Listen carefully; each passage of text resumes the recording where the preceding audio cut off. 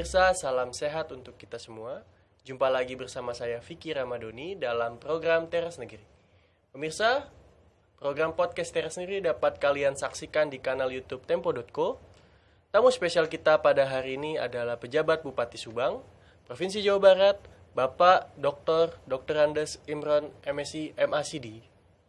Halo Pak, apa kabar? Selamat pagi. Selamat datang di Tempo. Terima kasih atas undangannya. Salam sehat dan sukses selalu. Amin, amin. Sebuah Tempo. kehormatan bagi saya bisa diskusi dengan Bapak ke depan. Terima kasih ya untuk kesempatan yang diberikan pada kesempatan pagi hari ini. Ya, kami tentunya dari pemerintah Kabupaten Subang merasa terhormat, termasuk juga saya pikir warga masyarakat Subang juga merasa terhormat karena hari ini daerahnya itu diangkat untuk menjadi salah satu lokasi untuk pembahasan di topik podcastnya Tempo pagi hari ini. Izin Pak, aku mau membacakan sedikit profil Bapak dan juga Kabupaten Subang. Baik pemirsa, sebelum kita berdiskusi dengan Bapak Imran, saya ingin menjelaskan sekilas profiling tentang beliau. Di mana Bapak Imran resmi dilantik memimpin Kabupaten Subang sejak 19 Desember 2023. Sebelumnya, Bapak Imran menjabat sebagai Sekretaris Jenderal Politik dan Pemerintah Umum di Kementerian Dalam Negeri, dan beliau juga pernah menjabat sebagai pejabat Wali Kota Lok Sumawe pada tahun 2022. Dalam kepemimpinannya, beliau berfokus pada pembangunan infrastruktur sebagai fondasi utama dalam meningkatkan kualitas hidup di masyarakat. Langkah ini diambil untuk memastikan bahwa masyarakat di daerah terpencil dapat menikmati akses yang lebih mudah ke layanan dasar seperti kesehatan dan juga pendidikan. Serta juga membuka peluang ekonomi yang lebih besar bagi masyarakat. Pertumbuhan ekonomi menjadi salah satu prioritas utama dalam program kerja pemerintah Kabupaten Subang. Sebagai kabupaten dengan sektor pertanian yang kuat, Kabupaten Subang terus mengembangkan teknologi dan inovasi untuk meningkatkan produktivitas pertanian. Kabupaten Subang juga terkenal sebagai penghasil padi, sayuran, dan buah-buahan yang tidak hanya memenuhi kebutuhan lokal, tetapi juga didistribusikan ke berbagai daerah. Selain itu, Bapak Imran juga berkomitmen untuk menjalankan pembangunan yang berkelanjutan dan ramah lingkungan, di mana Kabupaten Subang sendiri menghadapi tantangan seperti erosi tanah, alih fungsi lahan, serta pengelolaan sampah yang perlu ditangani dengan serius. Sehingga kolaborasi antara pemerintah dan masyarakat juga menjadi kunci keberhasilan program pembangunan di Kabupaten Subang. Beliau menyadari pentingnya partisipasi aktif masyarakat dalam setiap program pembangunan yang dijalankan. Mungkin pemirsa, tanpa berlama-lama lagi, kita bisa langsung saja berdiskusi dengan Bapak Imran selaku pejabat Bupati Kabupaten Subang. Halo Pak, mungkin aku mau membuka diskusi ini dengan pertanyaan yang cukup bisa menjadi dasar untuk diskusi-diskusi kita selanjutnya, di mana Kabupaten Subang ini Pak telah meraih berbagai penghargaan dalam kategori pembangunan daerah. Iya. Bagaimana pandangan Bapak mengenai penghargaan ini, Pak? Ya. Yang pertama yang ingin saya sampaikan bahwa anugerah atau penghargaan yang diberikan ke Kabupaten Subang sesungguhnya itu di luar dari capaian kinerja yang sudah kita lakukan, tapi sesungguhnya juga itu merupakan sebuah motivasi dan tantangan kita ke depan. Ya, betul. Ya. Kita meraih itu lebih mudah, tapi mempertahankan itu bukan pekerjaan yang gampang. Dan tentunya ke depan juga itu kita ada tantangan lagi bagaimana untuk memperbanyak penghargaan-penghargaan yang kita terima, untuk meningkatkan itu penghargaan apa yang akan kita terima. Kalau mungkin ini sekarang kita menerima hanya di tingkat provinsi, kita tentunya ke depan mengharapkan penghargaan itu udah ada di tingkat nasional. Yeah. Kemudian juga kalau memang kita sudah dapat di tingkat nasional, kita berharapkan mungkin nanti ke depan itu di tingkat internasional kan gitu. Memang banyak hal ini yang kita peroleh ini selama beberapa bulan terakhir ini ya untuk Kabupaten Subang. tentunya ini akan bisa memotivasi dari seluruh stakeholders yang ada di Subang, khususnya di lingkungan pemerintah Kabupaten Subang, termasuk itu masyarakat, untuk menanamkan jiwa optimisme, ya, mental kompetitif itu tidak hanya di lingkungan pemerintah tapi juga di lingkungan masyarakat. Dan kita berharap tentunya ke depan penghargaan-penghargaan yang diterima oleh Kabupaten Subang itu semakin banyak dan Subang itu bisa menjadi salah satu daerah yang cukup dikenal dan diminati itu di kemudian hari. Berarti penghargaan ini sebenarnya untuk pijakan utama ya Pak ya? Iya. Untuk bisa menjadi lebih baik Betul. lagi ke depannya. Iya. Harapannya penghargaan dari tingkat nasional maupun internasional. Betul. Gitu ya Pak. Iya. Tapi kalau bicara tentang pembangunan Pak, sejak Bapak dilantik pertama kali, motivasi Bapak apa Pak untuk bisa mengimplementasikan program-program yang berkaitan tentang pembangunan ini Pak? Oke. Baik, ketika saya pertama sekali itu bertugas di Subang, dalam satu kesempatan ketika ada acara pisah sambut ya dengan bupati sebelumnya, dengan wakil bupati sebelumnya, saya diberi kesempatan untuk berbicara pada waktu itu. Yang saya sampaikan ada satu kalimat mungkin yang sampai dengan hari ini saya pegang. Yang pertama, kalau seandainya itu ada ukuran kinerja itu 1000%, maka saya akan capai itu 1000% itu untuk Subang. Wow. Dan saya katakan pada waktu itu juga, ya, kalaupun saya bukan asli Subang, tetapi jangan tanyakan komitmen dan cinta saya untuk membangun Subang. Hal inilah yang kemudian saya pikir yang menjadi motivasi saya juga untuk melakukan aktivitas, melaksanakan tugas, kemudian juga menyukseskan berbagai macam program dan kegiatan yang ada di Subang, sehingga ya tadi ketika kita diskusi di awal, mudah-mudahan ini beberapa waktu yang akan datang itu semakin banyak penghargaan yang diterima oleh Kabupaten Subang. Nih, apa Pak motivasi Bapak Pak? Begitu optimisnya Bapak bahwa kalau ada capaian 1000 saya akan bisa mencapai tersebut gitu Pak? Ya. Perlu saya sampaikan pada kesempatan ini, sebelumnya tadi juga di profil sudah disampaikan, saya pernah menjabat sebagai wali kota Loksmawe juga. Nah, ketika saya bandingkan dengan Kabupaten Subang, saya melihat ini potensi yang dimiliki Subang itu luar biasa. Yang jauh bila dibandingkan dengan kota Loksmawe pada waktu saya bertugas di sana. Oh iya. Oke. Coba yang pertama dari sisi letak geografis saja kalau kita lihat. Subang itu dari ibu kota negara sekarang Jakarta ya. Itu cuma 126 km. Ya. Dan itu bisa ditempuh itu dengan tol sekarang. Ya, betul, keluar tol, masuk tol sekarang ini. Kemudian dari sisi fasilitas, fasilitas kita dengan Bandara Kertajati itu cuma sekitar 68 menit dari Subang. Kemudian juga kita punya pelabuhan internasional Patimban sekarang yang bisa ditempuh hanya dalam waktu 40 menit. Ya. Itu dari sisi letak geografisnya saja sudah sangat menguntungkan. Dengan ibu kota provinsi cuma 60 km kita dari ibu kota Bandung gitu. Nah, di sisi yang lain, ini Subang ini luar biasa itu potensinya. Kalau kita lihat itu mungkin ya sangat jarang itu punya daerah itu punya dia wilayah laut, pantai.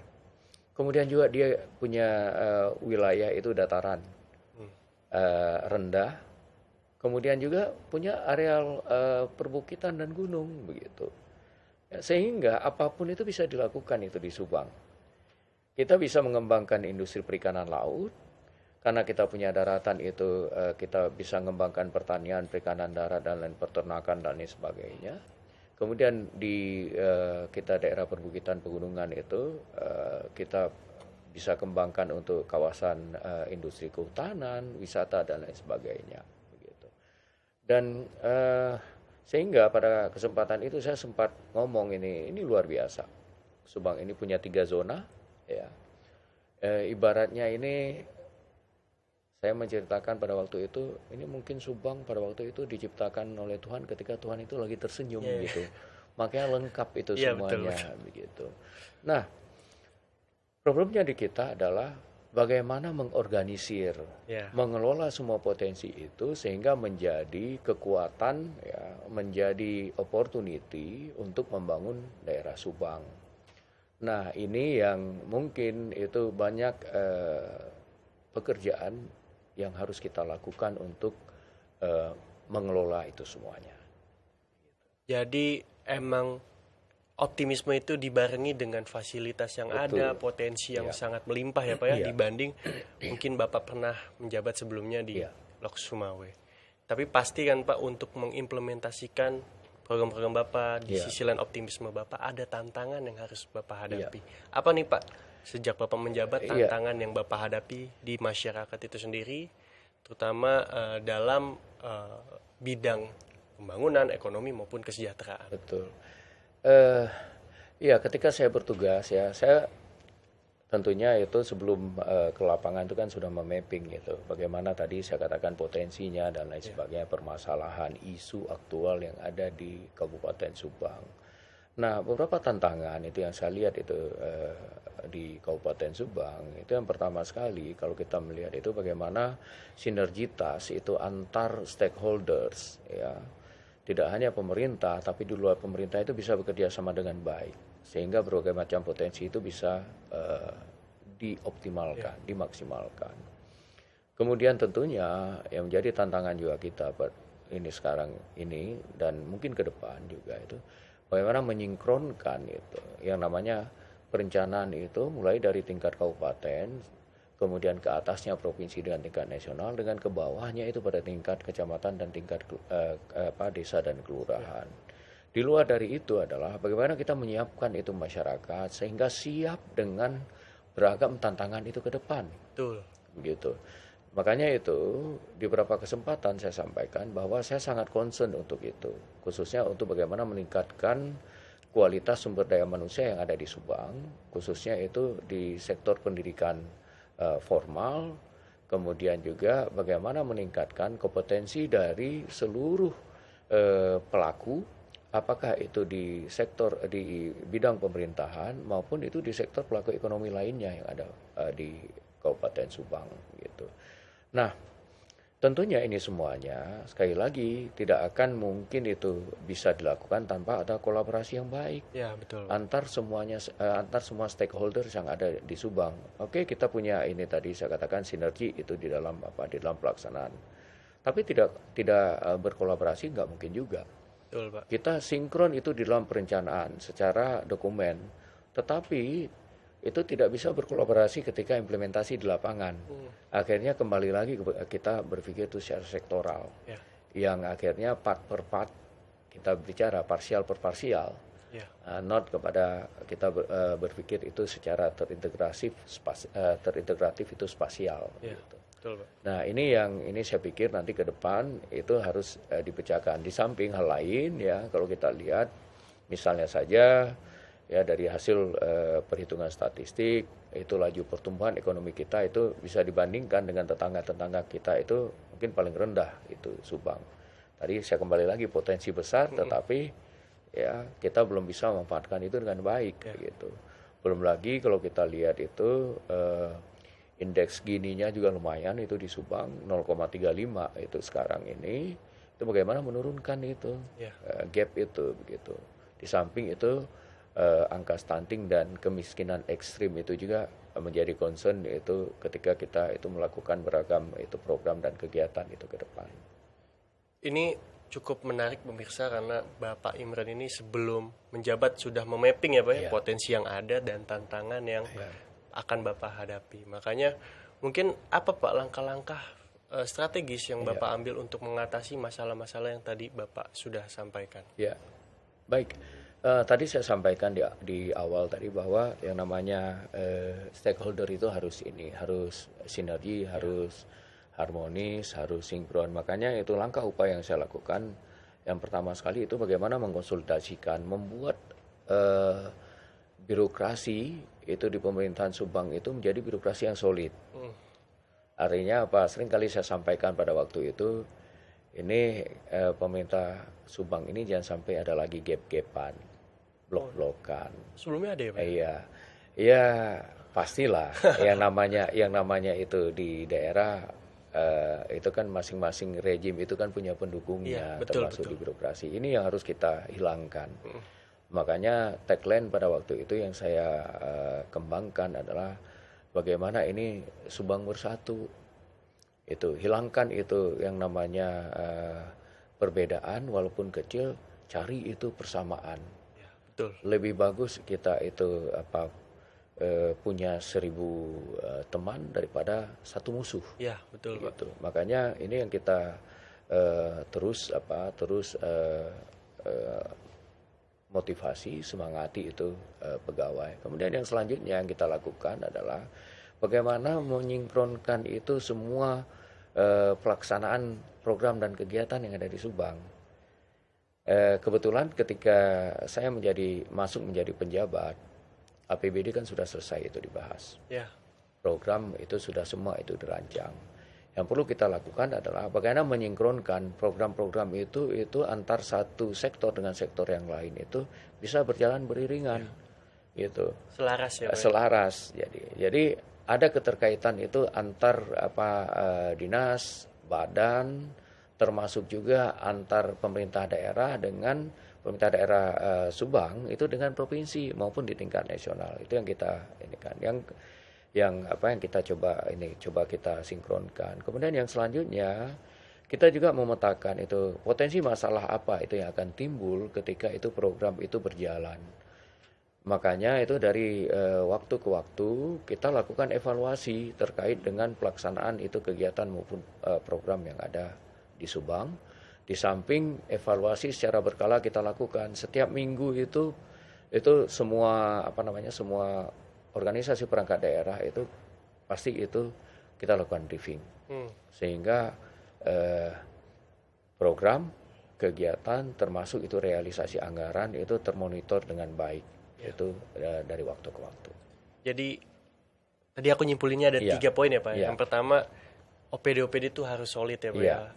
Jangan ada gap. Betul. Yang kedua program-programnya juga harus selaras ya. Harus selaras. Jangan berjalan masing-masing gitu. Yang ketiga evaluasi ya dan koordinasi. Betul. Dari setiap program yang dijalankan apakah ada kekurangan seperti itu ya Pak. Ya. Tapi Pak sejauh ini Bapak menilainya bagaimana Pak dari program-program yang telah Bapak jalankan dampaknya terutama bagi masyarakat? Iya. Dari pola yang kita lakukan seperti itu, saya lihat itu ada akselerasi itu terkait dengan pelaksanaan program kegiatan yang ada di tengah masyarakat, termasuk juga dampaknya itu bisa mulai dirasakan oleh masyarakat. Saya nggak mengatakan itu sudah dirasakan itu karena jangka waktu saya kan baru sekitar 10 bulanan itu di Subang. Tentunya itu perlu evaluasi itu lanjutan. Kalau kita melihat itu apa dampaknya ini ketika itu kita bisa lakukan itu secara secara sinergi ya. Yang pertama inflasi saya lihat itu dari ini indikatornya saja indikator umumnya saja yang saya lihat itu. Yang pertama tadi laju pertumbuhan ekonomi lah. Laju pertumbuhan ekonomi itu ketika saya masuk itu 4,21. Itu laju pertumbuhan ekonomi kita. 4,21. Iya. Kemudian berapa bulan kemudian dievaluasi oleh pemerintah provinsi, ternyata laju pertumbuhan ekonomi Subang ini sampai dengan pertengahan kemarin itu 2024 sudah meningkat menjadi 4,64. 4,64. Walaupun itu sangat masih tertinggal dibandingkan dengan tetangga-tetangga kita. Ya, apakah itu Kerawang, apakah itu Purwakarta, Indramayu, Sumedang, Bandung Barat maupun Kabupaten Bandung gitu, termasuk itu Majalengka mungkin ya paling ini. Kemudian yang kedua yang kita lakukan pada saat itu bagaimana kita mengakselerasi untuk untuk mengendalikan inflasi.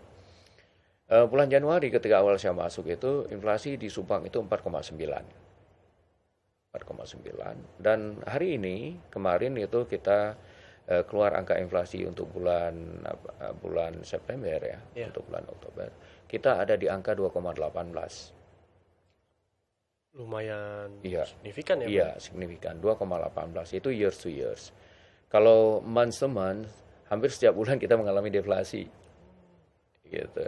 Artinya apa? Untuk pengendalian inflasi itu bisa kita lakukan dengan baik. Makanya makanya kemarin itu ada yang namanya itu dari perkumpulan wartawan untuk itu memberikan penghargaan kepada kita sebagai daerah yang mampu mengendalikan inflasi itu dengan baik. Kemudian hal lain juga yang kita lakukan adalah bagaimana mendinamisasi, termasuk itu mengakselerasi itu tumbuhnya ekonomi lokal masyarakat. Oh iya. Begitu. Makanya itu semenjak awal saya bertugas itu sudah mulai kita misalnya launching seperti penggunaan batik lokal, batik Karasan. UMKM ya. Ini sebagai salah satu itu saya katakan industri lokal lah, gitu, UMKM ya. Kemudian juga kita bagaimana itu meluncing itu pemanfaatan itu yang namanya pemanfaatan itu produk lokal. Tidak hanya batik, tapi juga makanan kan begitu banyak, termasuk buah-buahan lokal. Sampai pada waktu itu kita buat MOU itu dengan pengusaha yang ada di Subang dan asosiasinya, gitu. Misalnya dengan PHRI, kemudian dengan asosiasi rumah makan, kita buat MOU-nya. Termasuk juga kita kita dorong itu yang namanya itu produk lokal itu bisa masuk ke ke Pemda juga. Jadi Pemda tidak hanya itu misalnya kalau misalnya ada rapat itu menggunakan makanan-makanan yang diproduksi misalnya toko saja, tapi juga kita berharap UMKM itu juga bisa ya produk-produk dari masyarakat juga bisa masuk, termasuk juga itu di hotel. Kita berharap ke depan itu kopi yang ada di hotel itu nggak cuma ada Nescafe, tapi bisa juga itu kopinya Cupu Manik yang ada di Cupu Negara, itu Subang, gitu. Termasuk itu tehnya itu tidak cuma teh Lipton dengan Dilmah, tapi kita berharap itu teh Walini yang diproduksi di Jawa Barat itu bisa masuk.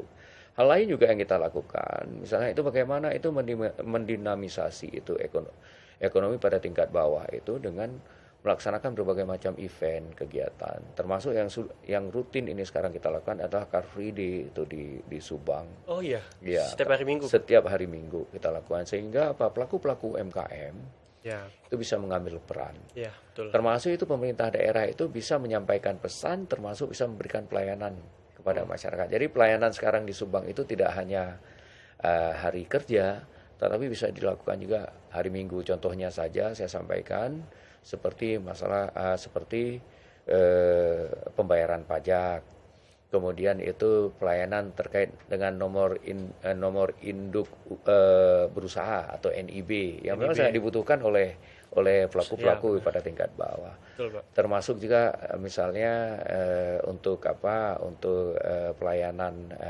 kependudukan itu bisa dilakukan juga pada tingkat, termasuk itu tanya jawab ya terkait dengan masalah sekitar pemerintahan juga kita berikan itu kesempatan itu di situ. Jadi pemerintah menjembatani dan memfasilitasi ya Pak ya? Iya. Untuk emang tujuan kita untuk masyarakat. Betul, ya, Pak, betul. Semoga dampak positifnya itu dirasakan langsung oleh masyarakat. Tapi Pak tadi kan kita sempat ngobrol sedikit nih Pak sebelum ini kita tapping bahwa Bapak punya inovasi ya untuk masuk ke dalam apa itu Pak namanya coding. Era digitalisasi. Di era digitalisasi. Mungkin Pak bisa diceritakan langkah-langkah yang Bapak ambil untuk meningkatkan kesejahteraan masyarakat, menyelesaikan permasalahan yang ada di Kabupaten Subang, khususnya tadi dalam sektor pendidikan yang Bapak udah jelaskan. Jadi kalau kita lihat ini, memang ini Subang ini lagi mengalami perkembangan yang luar biasa. Bisa saya sampaikan. Makanya saya katakan itu potensi luar biasa itu Subang itu.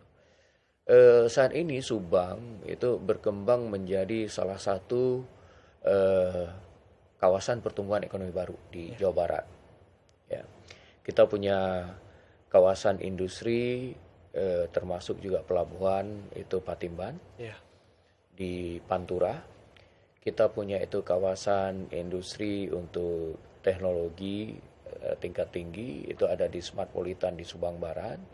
Kemudian juga kita punya kawasan industri untuk bidang tekstil, kemudian juga alat elektronik itu ada di Subang Timur, gitu. Bahkan ini sekarang ini sesuai dengan keputusan kemarin itu Dewan Nasional Kawasan Ekonomi Khusus, itu Subang itu menjadi satu-satunya daerah itu untuk tahun 2024 itu punya 2 kawasan ekonomi khusus. Wow. Bisa diceritakan tuh Pak apa? Di Subang itu ya. Yang pertama itu kawasan ekonomi khusus itu Patimban. Itu nanti akan bergerak itu di bidang konduktor, ya. Kemudian yang kedua, mereka itu akan bergerak di green chemical, ekonomi hijau, kimia hijau ya. Kemudian yang kedua itu terkait dengan teknologi tinggi, ya. Kita tahu itu ada di Subang Barat, nantinya itu akan dibangun itu pabrik electric vehicle BYD. Kita tahu sekarang BYD kan mobil listrik terbesar di dunia, betul, Pak. mengalahkan Tesla sekarang ini. Tesla. Ya, kemungkinan itu akan menjadi salah satu pabrik terbesar di dunia nanti itu di Subang Barat. Wow. Subang Barat. Ya. Ya, jadi ini ada 2 kawasan ekonomi khusus. Tentunya ya, 2 kawasan ekonomi khusus itu, yang pertama itu akan mendatangkan investasi. Betul. Yang kedua itu akan membuka kesempatan kerja bagi seluruh warga. Kalau kita lihat itu kemarin itu dari hasil kajian dari Dewan Nasional Kawasan Ekonomi Khusus, itu 2 kawasan saja itu sudah menginvest nantinya itu ya, sudah menyiapkan investasi itu hampir 200 triliun. Wow, ya. Oke. Kemudian menyiapkan itu lapangan pekerjaan itu hampir itu sebesar 200.000 orang. 200.000 orang. Begitu. Jadi di kawasan Patimban itu sekitar 144.000 orang. Di Smart Politan itu sekitar 44.000 orang. Gitu. Artinya kalau kita bandingkan itu dengan jumlah pengangguran yang ada di pengangguran terbuka yang ada di Subang itu berdasarkan data statistik ini sekarang ini sekitar 69.000. Yes. Kalau seandainya itu kawasan ekonomi khusus itu berjalan, bisa dikatakan nggak ada lagi pengangguran gitu. Cuma kan untuk menuju itu kita kan harus siap. Ya, betul. Kita harus menyiapkan itu sumber daya yang cakap, yang punya kompetensi, yang punya kapasitas dan kapabilitas untuk bekerja begitu. Makanya sering saya katakan, saya berharap itu anak-anak Subang itu nantinya tidak hanya menjadi penonton di daerah sendiri, gitu. Tidak boleh menjadi penonton, saya katakan, tapi harus bisa berpartisipasi dan tidak hanya menjadi pekerja untuk kawasan-kawasan itu, tetapi harus bisa juga menjadi leader. Apakah menjadi manajer, menjadi direktur utama, presiden direktur, bahkan itu pemilik perusahaan yang bisa itu mengambil peran itu di dalam kawasan itu. Nah, kan tentunya kita harus menyiapkan itu sumber daya. Betul. Makanya saya dalam beberapa kesempatan, termasuk itu di dalam rapat dengan Dewan Nasional Kawasan Ekonomi Khusus, saya mendorong itu semua kawasan itu juga harus mempunyai tanggung jawab untuk meningkatkan itu pendidikan, khususnya itu pendidikan vokasi yang ada di Kabupaten Subang. Apakah itu mungkin di tingkat D3 Politekniknya? Apakah itu di tingkat sekolah menengahnya, seperti SMK begitu. Makanya saya katakan kepada Kementerian Pendidikan Kebudayaan, termasuk itu kepada pemerintah provinsi itu, untuk menyesuaikan kurikulum yang ada di Politeknik, termasuk itu di SMK. Nah, sekarang kita kan nggak bisa pungkiri, dengan berkembangnya itu kawasan itu akan menggunakan itu yang namanya teknologi itu digital. Ya sekarang kalau nggak kita biasakan itu mulai dari anak-anak, juga mereka akan ketinggalan. Betul. Makanya kemarin kebetulan juga itu, bahkan sehari sebelumnya saya dalam satu rapat juga sudah menyampaikan, dan kebetulan kemarin itu diperkuat oleh Bapak Menteri Dalam Negeri dengan Bapak Menparekraf, ya. Itu terkait dengan penggunaan game lokal atau game lokal. Oh iya. Ya, kemarin game lokal. Jadi diharapkan itu anak-anak memainkan game itu yang ada, apakah di internet, apakah itu menggunakan jet-jet, itu adalah produk-produk game lokal. Nah, ini juga kan harus diambil peluang ini. Ya, betul. Ya, makanya itu sehari sebelumnya itu, sebelum rapat saya sampaikan kepada Dinas Pendidikan kita, ini tolong juga penyesuaian ini untuk kurikulum eskulnya. Ya, kalau kemarin itu eskulnya hanya difokuskan kepada olahraga seni, sekarang harus dimasukkan itu coding gitu. Makanya mudah-mudahan ini dalam beberapa waktu ke depan itu konsep mengenai coding itu sudah bisa terumuskan, digarap. Dan pada kesempatan yang bersamaan juga itu kita sudah melakukan pertemuan dengan pelaku-pelaku digital yang ada di Subang.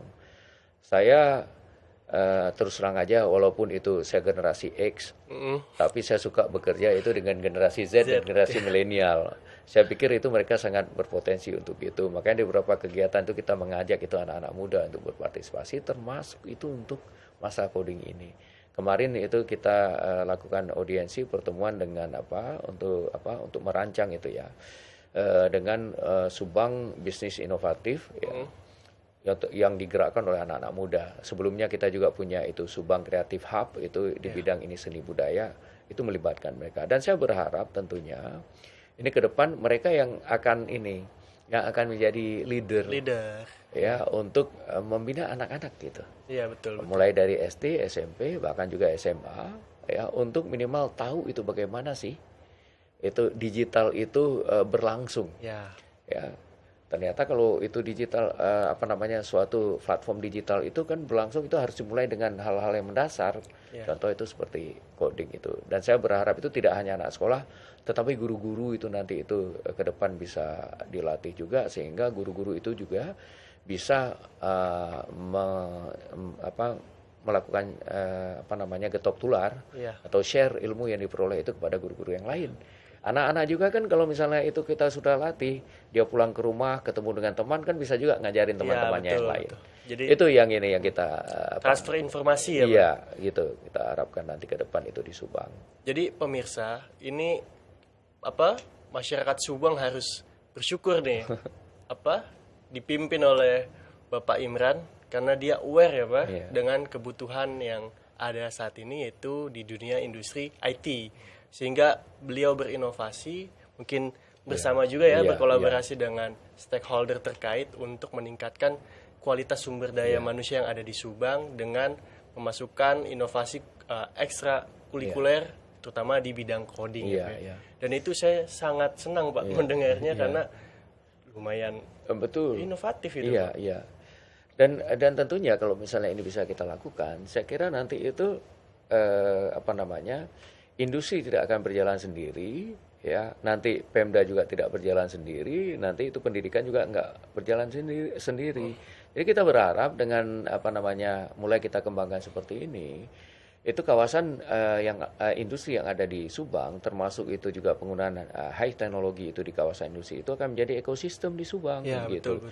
Itu yang kita inginkan itu ke depan. Jadi perkembangan kawasan ekonomi yang ada di Subang itu harus jadi ekosistemnya itu yang ada di wilayah Subang. Jadi tidak berjalan sendiri-sendiri. Harus berkolaborasi. Betul.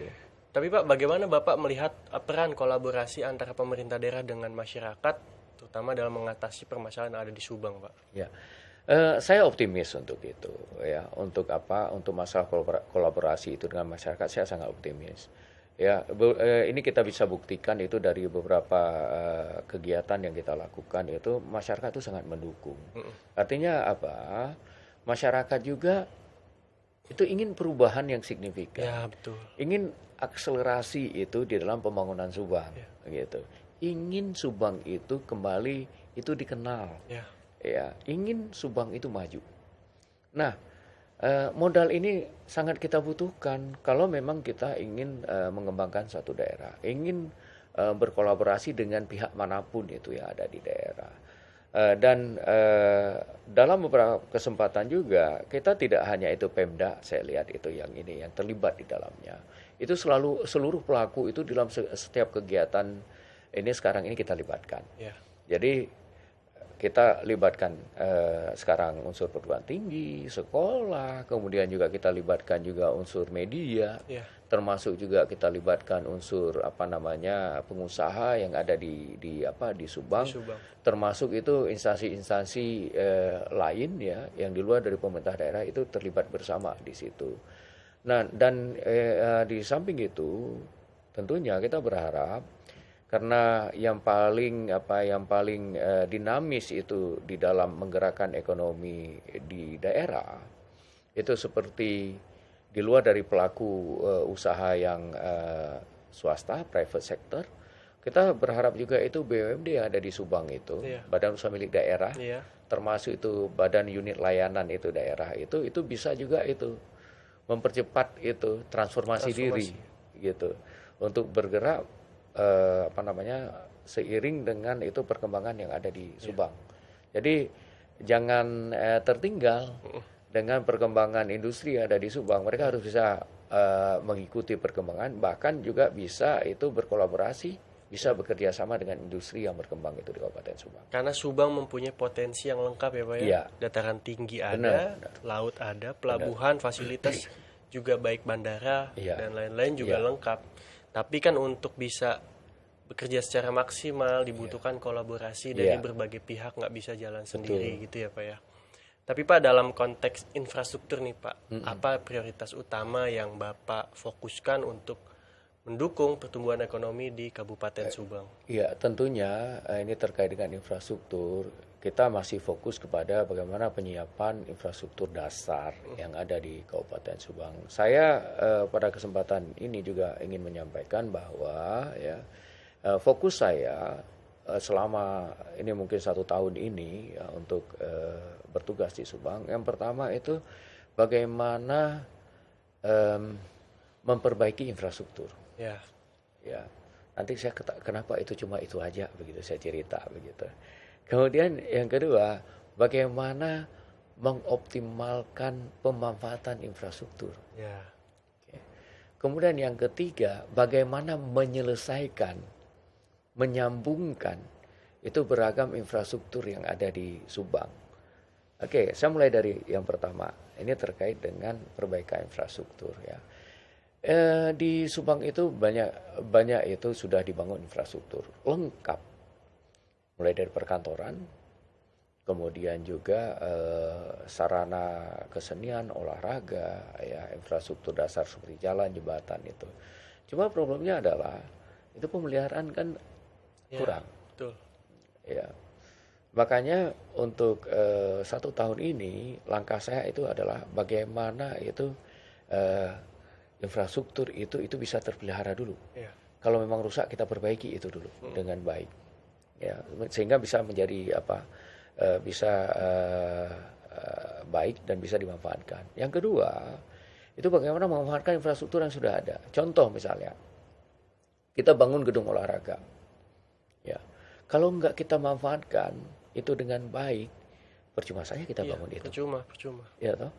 Kemudian kita bangun misalnya alun-alun kota.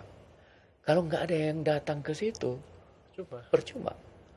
Makanya di Subang itu semenjak itu bulan Maret sudah mulai itu kita giatkan itu yang namanya event-event. Apakah event olahraga, event kesenian, termasuk juga event-event dalam rangka menyambut penyelenggaraan hari-hari besar itu yang ada di Indonesia, misalnya seperti 2 Mei Hari Pendidikan, kemudian juga 17-an, kemudian juga bahkan nanti 28 Oktober Hari Sumpah Pemuda itu kita akan rayakan itu dengan meriah itu di Kabupaten Subang.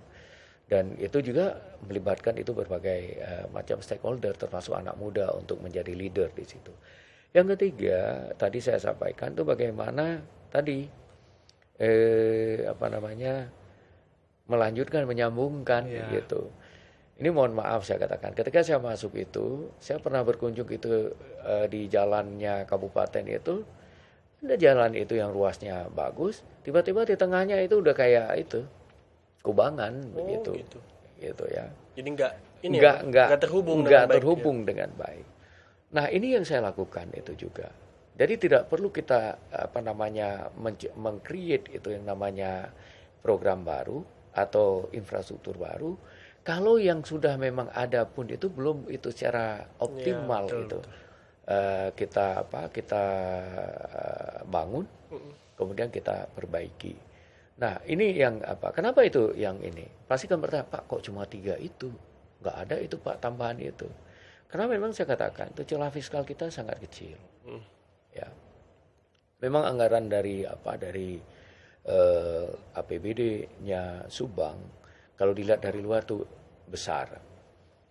waktu pertama itu APBD murni itu diketok 2023 yang lalu, itu untuk tahun 2024 itu anggarannya itu sekitar 2,6 triliun, hampir 2,7 triliun. Tapi ketika dalam perjalanan waktu itu yang namanya anggaran dari transfer kepada pemerintah daerah, kemudian termasuk itu tambahan dari PAD itu, sampai dengan kemarin APBD perubahan kita ada sekitar 3,49, hampir 3,5 triliun begitu. Tetapi kita harus lihat posturnya bagaimana. Sampai dengan hari ini postur APBD itu belum berimbang antara pendapatan itu dengan belanja gitu. Belanja kita masih begitu besar gitu ya. Termasuk itu juga belum berimbang antara pendapatan asli daerah itu dengan keseluruhan APBD. Kita pendapatan asli daerah ini sekarang ini masih berkisar hanya 18,2%. Sebagian besar itu masih mengharapkan itu dana transfer dari pemerintah pusat, termasuk itu pemerintah provinsi gitu. Ini yang ini. Makanya itu anggaran yang kita alokasikan untuk pembangunan itu terbatas juga. Dan dari itu juga APBD itu kita masih sekitar 70% gitu. Hanya untuk belanja pegawai dan operasional kantor, hanya 30% hanya untuk belanja pembangunan. Makanya kita harus betul-betul efektif. Harus betul-betul efisien, kita gunakan yang 30% itu untuk membangun daerah. Ini yang makanya saya katakan target saya hanya bagaimana memperbaiki, bagaimana itu pemanfaatan itu yang maksimal, kemudian bagaimana menyelesaikan atau menyambungkan, menghubungkan itu infrastruktur itu yang ada di Kabupaten Subang. Betul. Itu, Mas. Jadi nggak mungkin juga itu saya itu terlampau berangan-angan tinggi dengan resource envelope kita itu yang ada di daerah itu begitu kecil gitu. Gitu. Tapi kan itu juga penting ya Pak, membenahi terus juga menggunakannya dengan baik, karena cuma infrastruktur bagus kalau nggak dimanfaatkan sebaik mungkin, lalu menghubungkan. Tapi kalau aku boleh titip Pak, itu poin yang ketiga yang menghubungkan ruas jalan, mungkin itu bisa ditingkatkan lagi ke kawasan wisata itu Pak. Betul. Karena kan permasalahan utama di Jawa Barat khususnya, jalannya bagus tapi pas menuju tempat wisata wah itu udah mulai batuan. Karena kan wisata kalau aksesnya mudah, meningkatkan masyarakat yang ada di sekeliling itu sendiri. Dan itu juga menjadi concern saya ya. Kita juga ini punya daerah-daerah area ya yang memang daerah produksi. Apakah produksi pertanian, termasuk itu produksi perkebunan itu di Subang, termasuk juga daerah wisata. Nah ini yang saya katakan tadi, ketika itu di depannya itu jalannya mulus, jalan provinsi bagus, jalan kabupaten bagus, tetapi ketika menuju lokasi susah. Karena apa? Kondisinya itu yang cukup memprihatinkan. Ini yang kita coba benahi. Termasuk itu juga untuk sentra-sentra produksi, pertanian dan perkebunan. Kalau seandainya itu jalan bagus, saya kira ongkos untuk transportasi itu akan lebih murah. Itu. Dan itu orang juga akan lebih mudah itu untuk menjangkau itu lokasi-lokasi itu. Makanya saya katakan itu 3P itu yang saya coba ini kan, perbaikan, pemanfaatan, kemudian juga tadi itu menyambungkan penghubungan ya gitulah, menghubungkan itu yang saya ini kan. Dan itu cukup fundamental sebenarnya Pak ya untuk memanfaatkan. Benar sekali. Terutama di bidang infrastruktur. Tapi Pak bergeser sedikit ke isu lingkungan Pak, karena kan pasti ada permasalahan lingkungan di sana. Langkah apa saja Pak yang Bapak ambil atau akan Bapak ambil untuk memastikan isu lingkungan ini terhadap pembangunan berkelanjutan di Kabupaten Subang itu menjadi lebih baik? Tentunya terkait dengan isu lingkungan itu harus kita mulai dengan kebijakan. Kebijakan dari pemerintah daerah. Yang pertama sekali tentunya yang harus kita benahi itu adalah terkait dengan perencanaan wilayah daerah. Itu yang terdokumentasikan itu dalam bentuk RPJPD, Rencana Pembangunan Jangka Panjang Daerah, kemudian Rencana Pembangunan Jangka Menengah Daerah atau RPJMD. Dan setiap tahun itu dalam RKPD, itu Rencana Kerja Pemerintah Daerah itu setiap tahun. Nah, di samping itu kita harus membenahi itu. Kita juga ini harus mereview itu terkait dengan rencana tata ruang kita, RT RW kita. Kalau kita memang ingin menjaga keseimbangan lingkungan, RT RW itu kan akan membingkai seluruh area itu yang ada di daerah.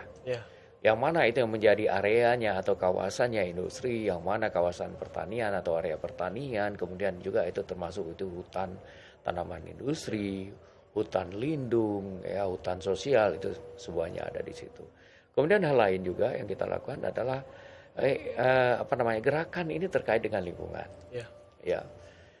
Itu yang intens kita lakukan itu setiap Jumat itu saya wajibkan itu seluruh OPD itu harus itu yang namanya itu Jumat bersih. Termasuk itu di hari libur saya minta itu kepala desa, ya Pak Lurah itu menggiatkan itu juga itu gotong royong itu yang ada pada tingkat desa dan kelurahan. Nah, yang lain lagi yang kita lakukan di luar dari itu adalah bagaimana misalnya seperti gerakan pengurangan plastik. Gitu. Jadi kita sudah mulai dari sekarang itu minimal sekali itu di tingkat sekolah, ya, yang bungkusan itu tidak lagi dibuang sembarangan, sudah terkoleksi itu di tempat pembuangan sampah itu khusus plastik.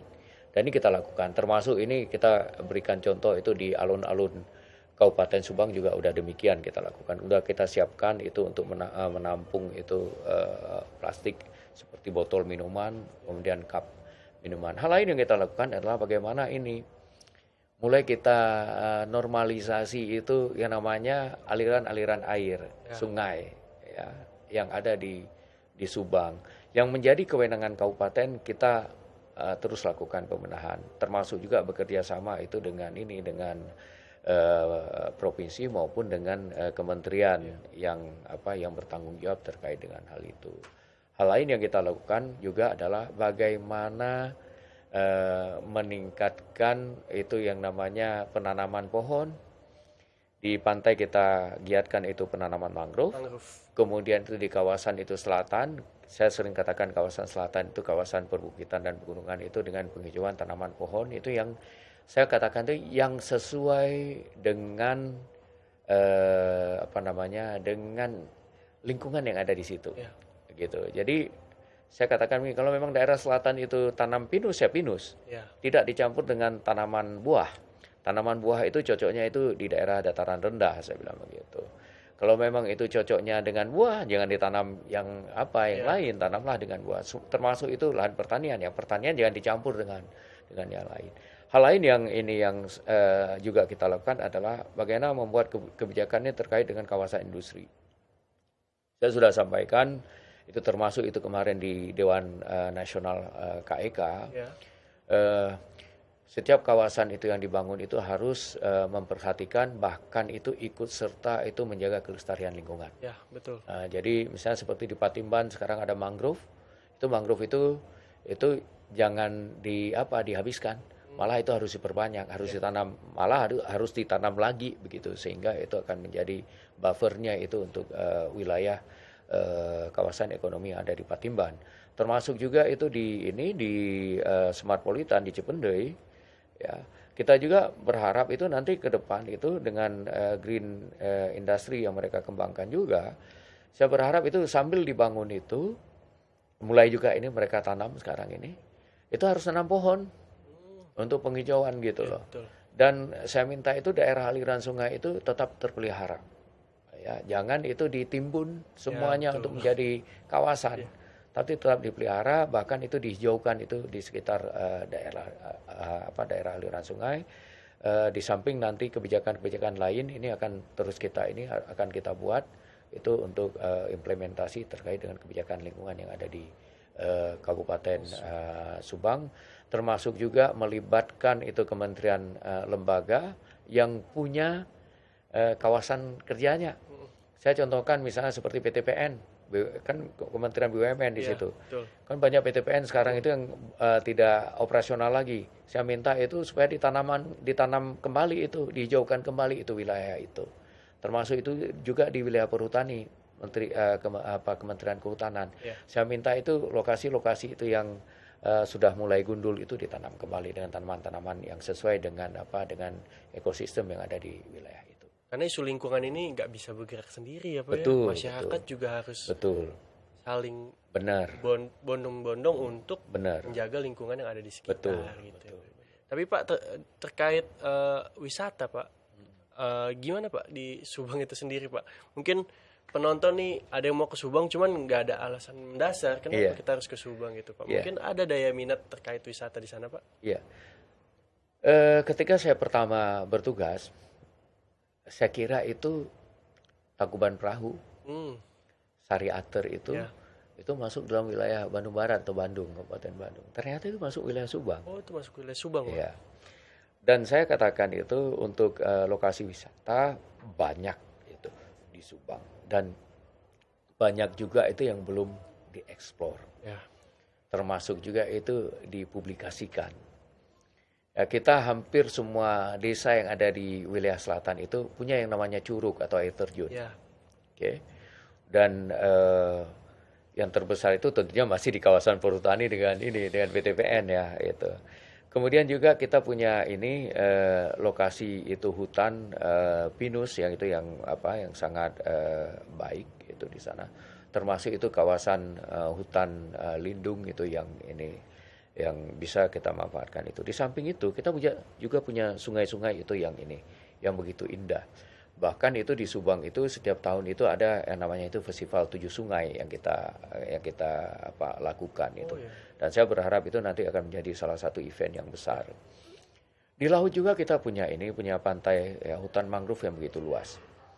Ya, di kawasan itu Legon Kulon itu ada yang namanya Pulau Burung di sana itu yang luar biasa itu hutan mangrove itu yang bisa di samping itu kebun teh. Ya, kemudian yang begitu luas dan sekarang itu masyarakat itu di daerah selatan itu sedang mengembangkan yang namanya itu kopi Cupu Manik, ya, yang saya harap itu ke depan juga bisa menjadi salah satu produk unggulan itu di Subang. Itu kopi khas Subang. Kopi khas Subang itu ya. Kemudian yang paling terkenal di sana kan nanas, nanas madu. Ya, kita berharap itu ke depan itu pengembangan untuk nanas itu juga semakin berkembang ya, sehingga menjadi memang di samping itu kita memanfaatkan nanas juga bisa menjadi itu lokasi itu wisata terpadu itu nanti. Siapa tahu ya berkunjung ke air terjun, juga bisa berkunjung ke kebun nanas, termasuk itu perkebunan stroberi di beberapa tempat kita lakukan itu. Artinya apa? Sekarang ini kawasan untuk wisata itu begitu banyak. Ya, dan yang paling terkenal udah tahu lah kita. Paling Sari Ater dengan Tangkuban Perahu. Tapi sekarang sudah ada itu yang namanya itu kawasan ada Astro gitu. Kemudian ada The Ranch, ada The Castello, termasuk juga Smart Hill, kemudian ada juga itu kawasan kebun teh, kemudian curug itu, bahkan itu ada beberapa curug ini sekarang itu atau air terjun yang ada di Subang itu dikelola oleh desa, sudah dikunjungi oleh bahkan wisatawan dari luar. Saya juga heran itu, wisatawan luar itu bisa tahu itu sampai ke pelosok desa, itu justru kita itu kadang-kadang itu jarang mengeksplor itu. Nah, ini saya berharap ke depan itu tentunya jumlah wisatawan yang datang ke Subang itu semakin meningkat. Dan menjelang akhir tahun ini kita akan melaksanakan banyak event. Itu untuk menggait itu wisatawan yang ada di Indonesia untuk datang ke Subang, untuk menikmati Subang, tidak hanya itu sekedar lewat, tetapi bisa stay itu di Subang. Betul. Dan untuk bulan Oktober ini kita juga sekaligus juga sampaikan di sini, publish di sini, kita akan melaksanakan itu kegiatan Oktoforia. Iya, selama ini 1 bulan penuh ini untuk menyambut mulai dari Hari Kesaktian Pancasila 1 Oktober, kemudian ada Hari ABRI 5 Oktober, kemudian juga ada Hari Perhubungan, kemudian juga nanti di akhir nanti 28 Oktober Hari Sumpah Pemuda. Kita akan guide itu semuanya anak muda yang ada di Subang itu untuk apa? Untuk berkolaborasi, untuk berpartisipasi, ya, berkreasi, menampilkan itu kreativitas mereka itu di Oktoforia itu. Ya, gitu. Jadi sekali lagi saya katakan banyak lokasi itu wisata di Subang, Dan nanti juga di bulan Desember nanti itu saya kira ini wisatawan nanti dapat menikmati itu durian yang ada di Buniayu panen itu. Ya, Pak, ya? Panen durian nanti itu di bulan Desember gitu. Demikian itu kalau terkait dengan wisata yang ada di Subang. Wow, baik pemirsa. Berarti Subang tuh harus kalian lewati ya. Penonton Setia Tempo kalau mau ke Bandung Barat mampirnya ke Subang aja. Karena banyak curug-curug yang harus dieksplorasi. Biasanya kalau belum banyak yang datang masih asri, Pak. Betul. Masih bagus, airnya masih jernih dan lain-lain gitu ya, Pak. Dan tujuannya kan meningkatkan masyarakat yang ada di setempat tersebut, yang berdagang, yang berjualan. Kalau ada turis-turis atau wisatawan kan jadi meningkat secara ekonomi mereka gitu ya, Pak ya. Baik pemirsa, nggak terasa kita sudah ada di penghujung acara yang sangat menarik. Perbincangan saya dengan Bapak Imran, dan saya juga sangat mes dan bangga bisa berdiskusi dengan beliau. Tapi pemirsa, sebelum saya menutup bincang-bincang podcast Teras Negeri pada kali ini, mungkin kita bisa dengarkan pernyataan penutup atau closing statement dari Bapak Imran. Baik Pak, mungkin boleh closing statement untuk masyarakat, untuk pemimpin selanjutnya, untuk apa yang sudah Bapak dan teman-teman lakukan di sana, Pak. Baik, pada kesempatan akhir ini tentunya saya sangat berharap fondasi yang sudah kita bentuk sekarang ini nantinya ini bisa dilaksanakan oleh siapapun itu yang akan memimpin Subang ke depan, dan beberapa capaian yang luar biasa oleh pemerintah Kabupaten Subang beserta masyarakat juga.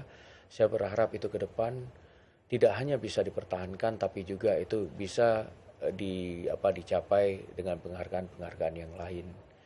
Saya berharap ke depan itu Subang tidak hanya kalau dalam istilah kita Subang has everything but we have nothing.